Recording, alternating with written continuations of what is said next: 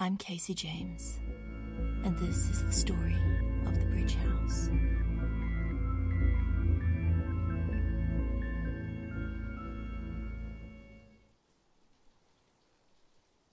Fortunately, I didn't have to climb out a window in the middle of a severe thunderstorm. Unfortunately, I do have to go out in the rain. The door from the master bedroom led to a small observatory, of all things, complete with an antique-looking telescope and, more importantly, a set of stairs down to the veranda outside the dining room. The stairs are open to the sky and the rain, and although the observatory was probably properly enclosed at some point, it isn't now. The half-dome ceiling is more than half collapsed, leaving the whole thing open to the sky, like some sort of ruined balcony. The window that must have been there for the telescope, which is still there, an old-fashioned brass monstrosity, to look out through, is missing except for shards of glass embedded in the stone walls and the stairs. It looks like something exploded in here, which is mildly concerning. Only mildly, given I just survived some sort of hungry ghost trying to clamber out of a puddle on the floor and eat me. Or I assume that was what it was going to do. I hope that's all it was going to do. I have this horrible feeling that there might have been more to it, actually. Not sure I really want to even think about that, though. Those weird stick insect fingers grabbing at me, curling around my ankle and just dragging me into the water with it, into the dark, in a puddle that shouldn't have been more than an inch deep at most, but was still somehow deep enough to hide a monster in it. So, anyway, I'm in this half-ruined observatory, which is great, because the stairs going down are still standing. They lead past the roses, which are blooming now, weirdly. Dozens of dark red flowers, wide open in the rain and heavy with that sweet rose scent you get in old gardens. It looks like the stairs curve around, down to the veranda itself, which would be nice. More concerning right now is the fact that there's something out there. I want to say someone, but I don't even know anymore. And I don't mean the fog or the rain, which is full of eyes and half-formed shapes and figures when I look out the corner of my eye, or the frankly disturbing darkness. I mean, I should be able to see the road from here, even with the light the way it is. I can't. I can't even see the tree line, although I can still hear the trees swaying and creaking in the wind. I don't even mean my invisible stalker. Calling him a friend seems like it would be overstating things, even if he did get rid of that creature for me. Or Kezia, or any of the other weird things I've seen or sensed so far tonight. No, there's someone out there, next to the roses. She's just standing there on the stairs, in among the rose vines where they spill over the staircase in a thorny, overgrown tangle. I can see the pale flutter of her dress against the dark, blood-red flowers and the black stone of the staircase. The lights aren't working in here, which isn't much of a surprise given the state of the room, and I don't think there even are lights on the stairs, but I left the lights in the kitchen downstairs turned on, so there's that, spilling out through the windows, and glimmers of moonlight every now and then when the clouds part as well. It's not as if it's dark enough for my eyes to be playing tricks on me. Whoever she is, whatever she is, she's definitely there, standing in the rain, just a little bit translucent and not quite real, like some sort of mirage. I mean, she's absolutely there and real, barefoot and pale, her sundress and dark hair both drenched and clinging to her, but also it's as if she's made of static on an empty screen, or light refracting in the rain. Not quite solid, if that makes any sense. She looks nothing like Kezia, which I'm more than a little grateful for after the Medusa Kezia statue in that hallway. But that just makes her more mysterious. Who is she? What is she doing here? And what is she doing standing on the stairs between me and a way out of here? I stood there for a minute or two debating my options, and then I walked to the top of the stairs and called out, "Hello?" I mean, what else was I going to do? The stairs aren't that wide, definitely not wide enough to slip past her, and I don't feel like going any closer to an actual ghost than I have to. Not after that thing in the bedroom. There's no harm in just asking, you know? The woman in the roses glanced up at me, wide-eyed, and seemed to solidify slightly. She's still translucent as a projection, but no longer quite as staticky. With those grey-blue eyes staring at me, I noticed two things. One, she's beautiful, just completely stunning, in a strange, skin-crawling sort of way. The kind of beauty that hurts if you look at it too hard, that creeps right into your brain and sets up shop like a song you can't get rid of, like the mermaid in the painting. And two, she's not so much standing in among the roses as wrapped up in them. Stems and tendrils curled around her wrists and forearms, and around her shins, holding her in place. She doesn't look like she's bleeding, but she is standing in the pouring rain, so it's hard to tell. We're both standing in the pouring rain. "Hello there," she said, far too calmly. "You, all right there?" I asked. I felt immediately like it was a stupid thing to ask. She's standing there in the rain, wrapped in thorny rose vines. Of course she's not all right. But it seemed kind of rude to just lead with, "Could you go somewhere else so I can get past you?" She stared at me for a long few seconds, with eyes the colour of icebergs. "I'd prefer to be untethered," she said. "Or at least, not tethered to a gatepost." "A gatepost," I repeated. "Okay. Sure." "A bridge post if you prefer," she offered. Sure. But either way you'd rather not, and if you were untethered, you'd go and do whatever it is that ghosts do somewhere else, and not, for instance, try to eat me. "I'm not a ghost," she said. "Ah," I said, probably sounding like an idiot. I mean, she would know, right? But I didn't exactly believe her. Also, she hadn't answered the question about going away or about trying to eat me.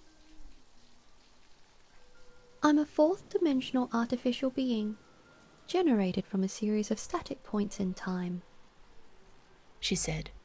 "One of the fates." "The fates, so prophecy and destiny and so forth?" I asked, trying to recall anything beyond some literature paper about Macbeth's 3 witches. She laughed. "More like a terrible ending. But not yours. Not right now, anyway." She was squinting at me as she said that part, her face doing something strange that faces should not, in fact, normally do.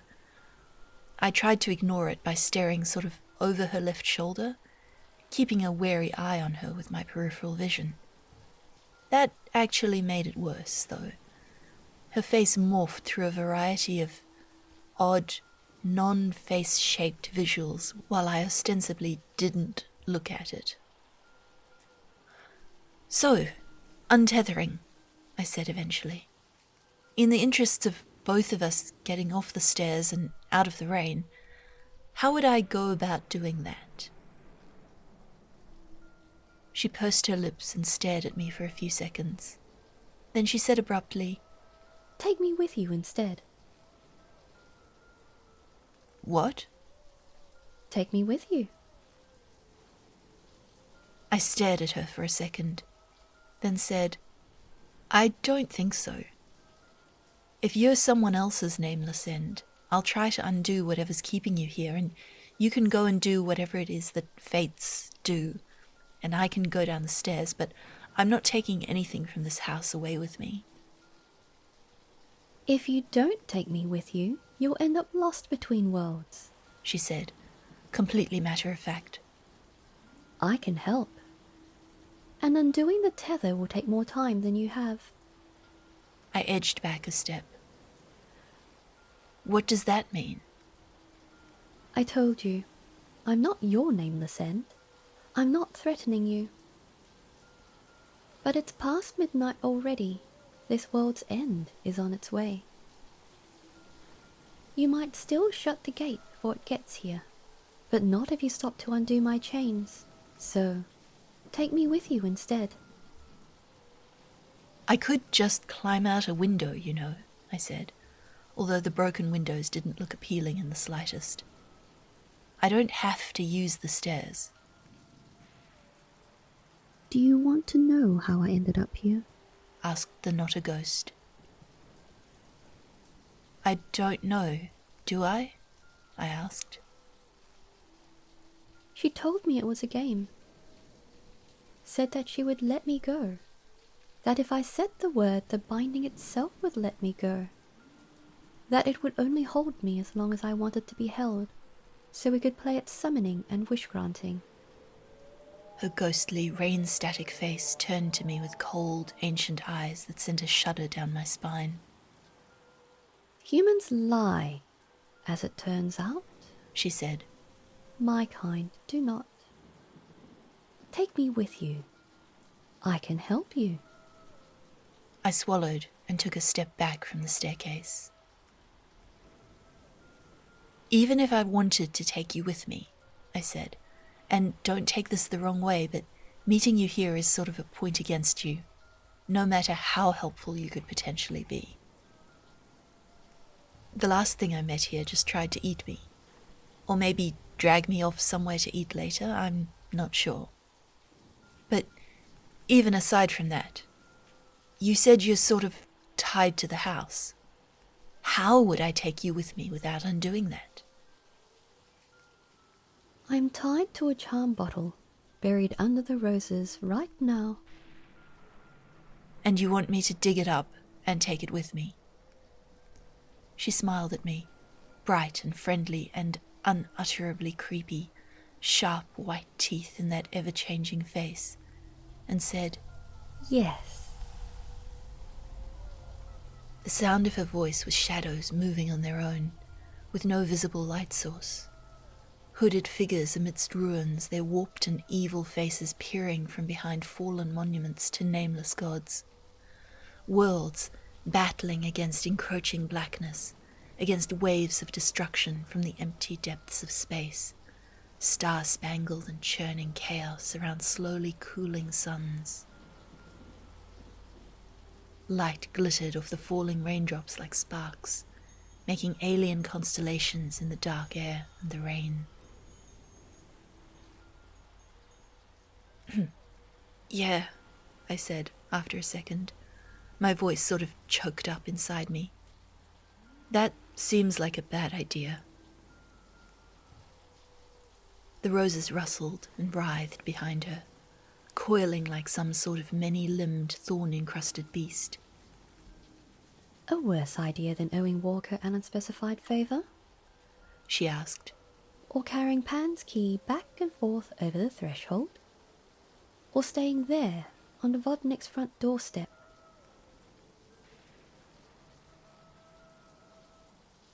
Well, put like that, I suppose. I glanced back at the door into the master bedroom. I'm beginning to think coming in here at all was a bad idea, I muttered. Oh, it was, said the not a ghost.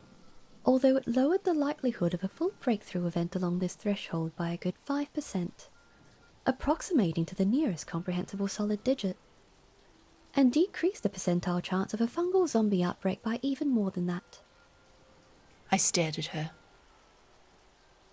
Oh, I finally said. Good? Seriously, zombies? Please. She said. I'm stuck here too. Neither of us will get out on our own. I can help, and I can tell you how to lock the door on the Vodnik. I don't know how a four-dimensional eldritch horror that looks like an overly pretty ghost managed to give me puppy dog eyes, but she did. Ice grey, inhuman, creepy puppy dog eyes. Fine, I sighed. Fine, I'm going to be really unhappy if you end up trying to kill me.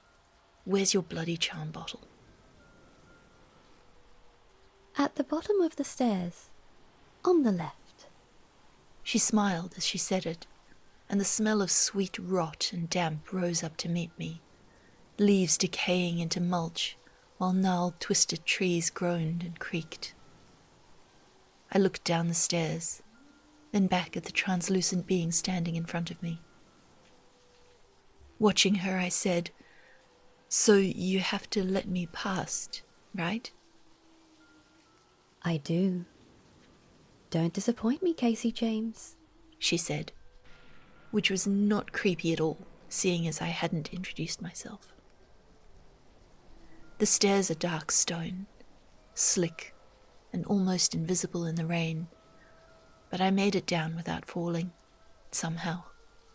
It probably didn't help that I was watching the not-a-ghost more than I was watching my footing, but she just stood there the whole time, watching me back.